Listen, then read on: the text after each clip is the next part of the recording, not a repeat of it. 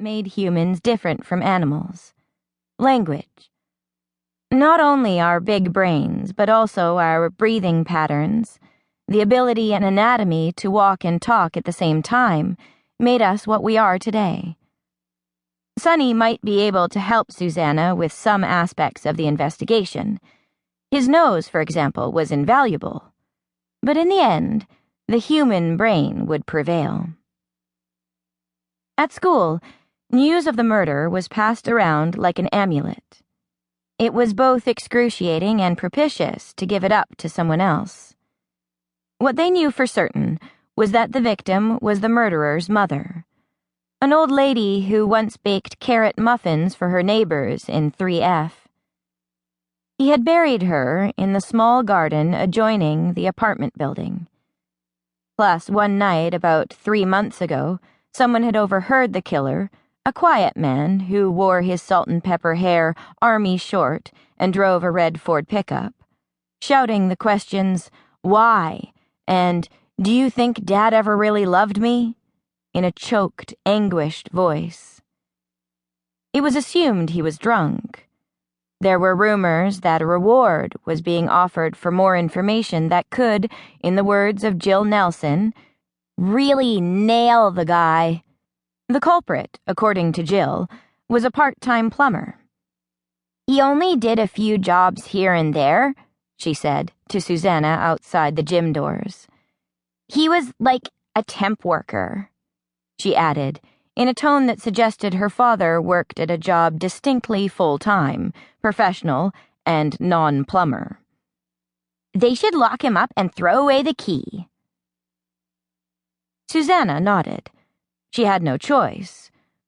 While you were within her range, Jill Nelson's proclamations were indelible. But when Jill was gone, Susanna wondered. Even the dog, who was now blinking up at her lovingly, divined things the rest of them couldn't, despite their big brains. For instance, when Brianna had her petite mals, Sonny predicted them.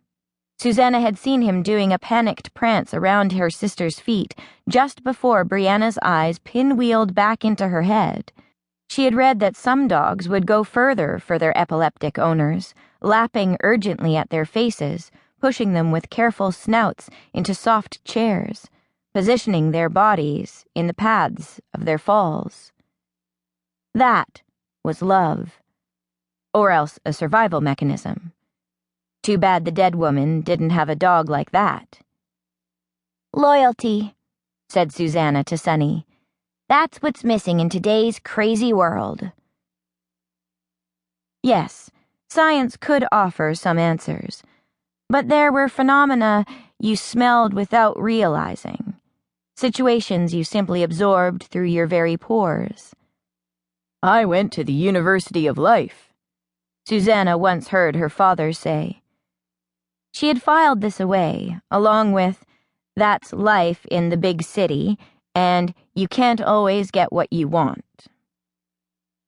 In the schoolyard, Susanna kept quiet throughout much of the speculation, but in her heart she knew she would be the one to finally, glamorously dig up some obscure, invaluable piece of evidence.